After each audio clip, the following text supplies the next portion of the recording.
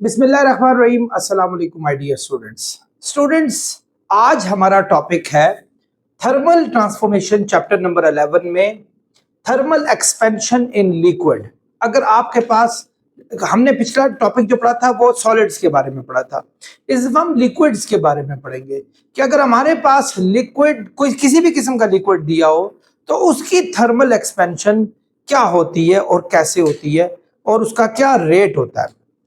आई hope students आपने lecture number 2 को न सिर्फ अच्छे तरीके से समझा होगा बल्कि आपने बहुत सारे इसरार और रमूज को समझने की भी एक अच्छी कोशिश की होगी। स्टूडेंट्स, जहां तक लिक्विड की बात है, लिक्विड भी एक जैसे जैसे आप इसको हीट अप्लाई करते जाएंगे तो लिक्विड भी हीट देने पे एक्सपैंड होता है। लिक्विड में और सॉलिड में एक बात का फर्क है कि सॉलिड के जो पार्टिकल्स होते हैं वो बहुत ही जो है बिल्कुल नैरो फॉर्म में होते हैं, यानी बिल्कुल क्लोज होते हैं एक दूसरे के। यानी आप देखें, मैंने काइनेटिक थ्योरी ऑफ मॉलिक्यूल्स पढ़ाई थी, उसमें मैंने बताया था कि उसके पार्टिकल बहुत क्लोज होते हैं सॉलिड के, यानी सॉलिड के बहुत close.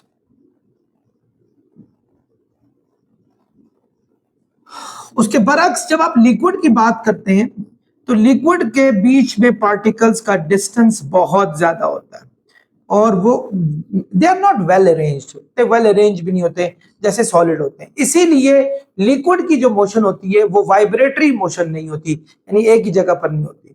They can go anywhere, वो एक दूसरे के मतलब वो एक दूसरे से इंटरेक्ट भी करते हैं, लेकिन वो कहीं भी जा सकते हैं। इनके बीच में जो अट्रैक्शन है वो इतनी ज्यादा स्ट्रांग नहीं होती जितनी सॉलिड के बीच में होती है। सॉलिड के मॉलिक्यूल्स, एटम्स एक दूसरे के साथ जुड़े हुए होते हैं और वो उनमें अच्छी खासी अट्रैक्टिव फोर्सेस भी होती हैं, इसकी बहुत कम होती है, लेकिन गैस से ज्यादा होती है। गैस की तो बहुत ही कम हुई, फिर इस तरह प्लाज्मा में जाए और कम हो जाएगी।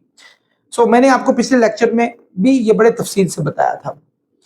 अब लिक्विड को अगर आप इसमें हीट अप्लाई करेंगे, हीट इन करेंगे किसी तरीके से, आप इसमें हीट इन कर लेते हैं। हीट को क्यों से जाहिर करते हैं? हीट एनर्जी को।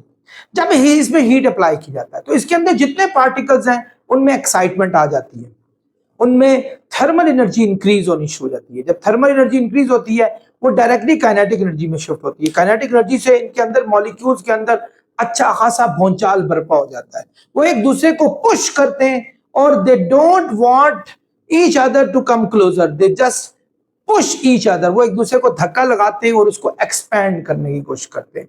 यानी इनमें भी एक्सपेंशन होती है, बिल्कुल सॉलिड की तरह एक्सपेंशन होती है।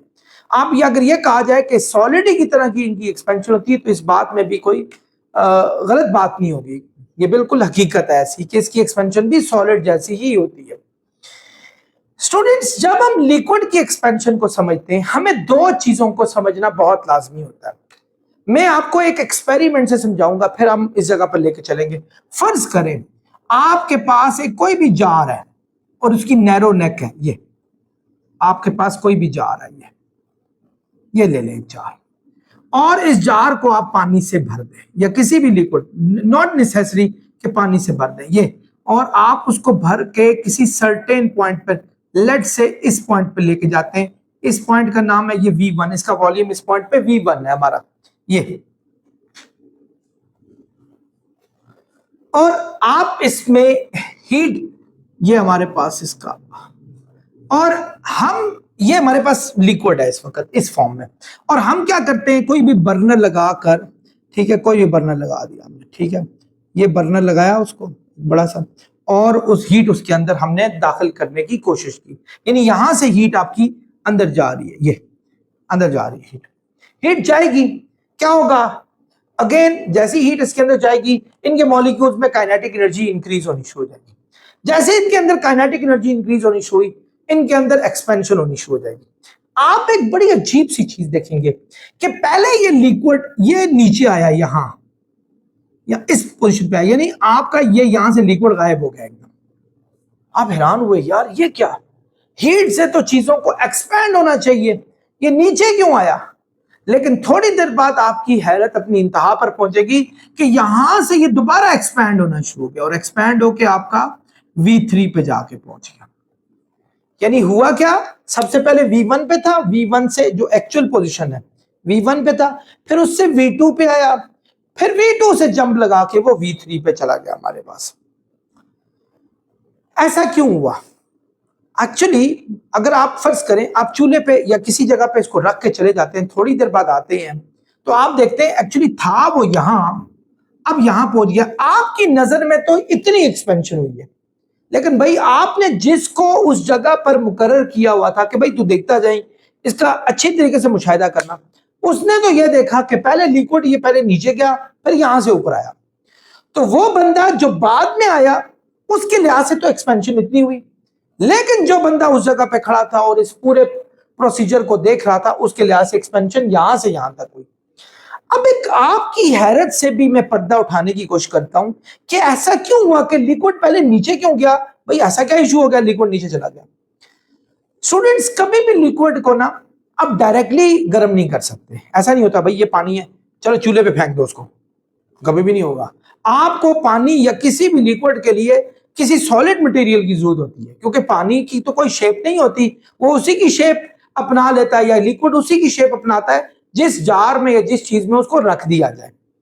अगर आप सीधा सीधा पानी को चूल्हे में रखेंगे पानी तो तितर बितर हो जाएगा, वो तो उस जगह पर स्टे ही नहीं करना उसने। तो आप किस में रखेंगे? जिस तरह ये बर्तन में रखा हुआ है। अब क्या होगा जब हीट इसके अंदर जाएगी तो सबसे पहले ये जो सॉलिड मटेरियल है इसके अंदर हीट जाएगी, और सॉलिड में मैंने आपको पिछले लेक्चर में बताया था जैसे ही सॉलिड में हीट जाती है इनके अंदर एक्सपेंशन हो जाती है। तो इनके अंदर एक्सपेंशन होगी, जब जैसे ही एक्सपेंशन होगी थोड़ा स्पेस बढ़ जाएगा किसका? इस सॉलिड का। जैसे स्पेस बढ़ेगा वो लिक्विड थोड़ा नीचे चला जाएगा, क्योंकि पहले वो ऊपर इसलिए था क्योंकि उसकी स्पेस कम थी, अब उसकी स्पेस बढ़ गई है, लिक्विड ने थोड़ा सा नीचे चले जाना है। तो एक्चुअली वो क्या हुआ था, वो इस फ्लास्क की एक्सपेंशन हुई थी।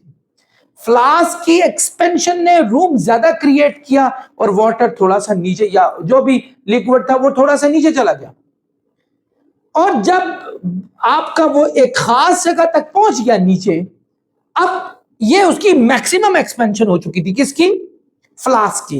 अब जो हीट है वो आहिस्ता आहिस्ता पानी के अंदर ट्रांसफर होनी शुरू हो रही है, और पानी के अंदर जैसे ही ट्रांसफर होगी, अब पानी या कोई भी लिक्विड, आई एम नॉट, अब मैं बार बार पानी का जिक्र कर रहा हूं, कोई भी लिक्विड, अब वो लिक्विड इस V2 से उठेगा और V3 तक जाके पहुंच जाएगा। तो एक्चुअली यहां से यहां तक आपकी रियल एक्सपेंशन हुई है, रियल एक्सपेंशन।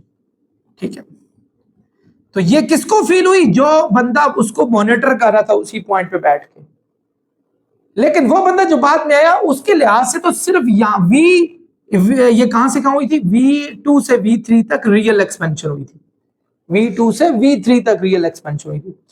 लेकिन वो बंदा जो बाहर से आया उसके लिहाज से तो एक्सपेंशन जो थी वो V1 से V3 तक थी। उसको तो यहां, उसके ख्याल में तो पानी या लिक्विड यहां रखी थी और यहां से यहां पहुंची है। वो तो इस बात को बॉदर ही नहीं किया, पहले वो नीचे गई फिर वो ऊपर गई। आप कभी मुशाहिदा करें, कभी चाय बना रहे हो, एकदम जब चाय को उबालना शुरू करते हैं एकदम पानी नीचे होकर ऊपर आना शुरू करता है, या आप बगौर उसका मुशाहिदा करें ऐसा फील होता है। वो क्या, वो थोड़ा सा वो जो बर्तन होता है उसमें एक्सपेंशन होती है, पानी थोड़ा सा नीचे एडजस्ट होता है या वाटर मॉलिक्यूल नीचे एडजस्ट होते हैं, क्योंकि वॉल्यूम बढ़ जाता है जार का या उस चीज का जिसमें उसको रखा गया होता है, और उसके बाद उसने ऊपर जाना होता है। तो ये हमारे पास अपेरेंट एक्सपेंशन है, अपेरेंट दिखाई देने वाली, apparent expansion.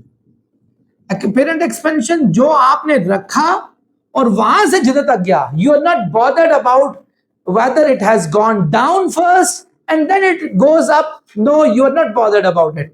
You are just watching, like you have put the water here or liquid here and it has gone to the position V3 straight away. It means this is the expansion you have seen, but this is not the actual expansion. Actual expansion is from V2 to V3, not V1 to V3. So इन तमाम चीजों से ये हुआ कि इनमें expansion दो। अब ये V1 से V2 वाला इलाका क्या है? ये था जी expansion of flask, expansion of flask, या सॉलिड कर दें, ये जिस सॉलिड में इसको रखा हुआ था। तो बच्चों आमतौर पे यहां दो किस्म की एक्सपेंशन देखने को मिलती है, एक है रियल एक्सपेंशन और एक है हमारे पास अपेरेंट एक्सपेंशन।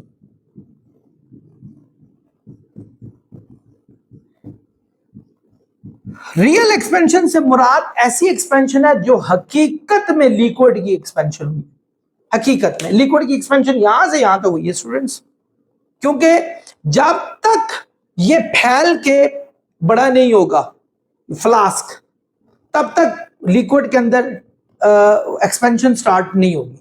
पहले ये फैलेगा, इतनी देर में वो पानी, वो जो लिक्विड है वो नीचे आएगा टू एडजस्ट इटसेल्फ। उसके बाद जब ये मेक श्योर हो जाएगा कि अब मजीद सॉलिड में एक्सपेंशन नहीं होती, सॉलिड का अब हीट जो है ना वो अंदर दाखिल होगी, किसमें, लिक्विड के अंदर दाखिल होगी, अब लिक्विड में एक्सपेंशन स्टार्ट होगी हमारे पास। सो हम ये कहते हैं कि एक्चुअली रियल एक्सपेंशन यहां से यहां है।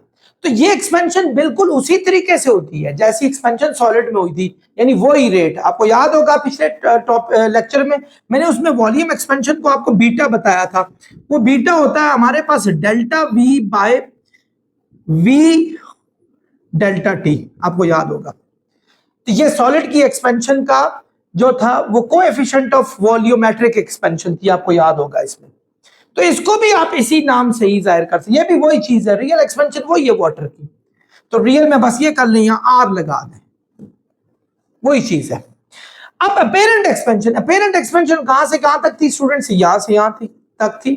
सो अपेरेंट एक्सपेंशन में हमारे पास जो चेंज इन वॉल्यूम आया वो आपका यहां से यहां तक आया। तो हम अपेरेंट एक्सपेंशन में जो बीटा है उसको लिख सकते हैं अपेरेंट एक्सपेंशन, यानी इसको अपेरेंट का नाम दे दें, वो चूंकि चेंज इन वॉल्यूम यहां से यहां तक अपेरेंट में हुई है, divided by V naught delta T. ये तो वही चीज है, क्योंकि टेम्परेचर वही था चेंज और ओरिजिनल वॉल्यूम भी वही था हमारे पास।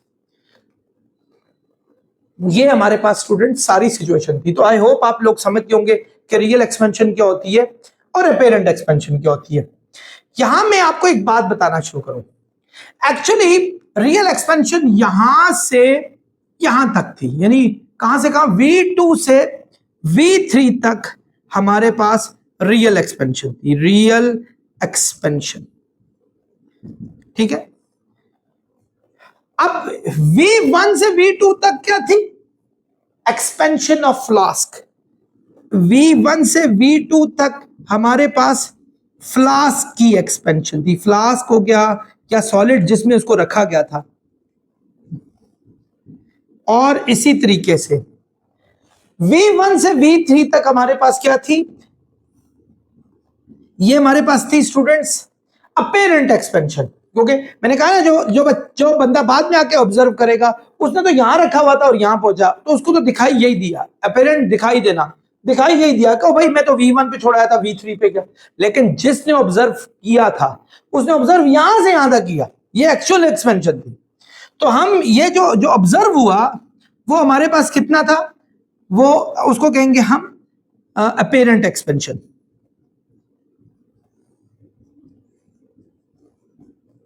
ठीक, तो स्टूडेंट्स आप जब इनमें बीटा फाइंड आउट करते हैं, यानी इसका बीटा, रियल का बीटा इक्वल होता है फ्लास्क, यानी फ्लास्क का बीटा, फ्लास्क को एफ कर लें या जो नाम सॉलिड के लिए एस भी कर सकते हैं, और अपेरेंट एक्सपेंशन का बीटा, अपेरेंट एक्सपेंशन को ए कर लें। वैसे बीटा हमने सॉलिड का नाम रखा होता है, लिक्विड के लिए आपने इसमें गैमा नाम भी रख सकते हैं, गैमा। तो कोई वैसे ये नाम भी रख लें, फर्क नहीं पड़ता, और इसका एफ और इसका हमारे पास ए। तो स्टूडेंट्स हमारे पास जो टोटल एक्सपेंशन हुई यहां से यहां तक, उसका जो कोएफिशिएंट होता है वो इसका कोएफिशिएंट और इसका कोएफिशिएंट के सम के इक्वल होगा। So this is what you have to prove. I hope students को इतना मुश्किल लेक्चर नहीं था, आप लोगों को ये बहुत अच्छे तरीके से समझ आया होगा। नेक्स्ट लेक्चर तक आपसे इजाजत चाहूंगा। अल्लाह हाफिज।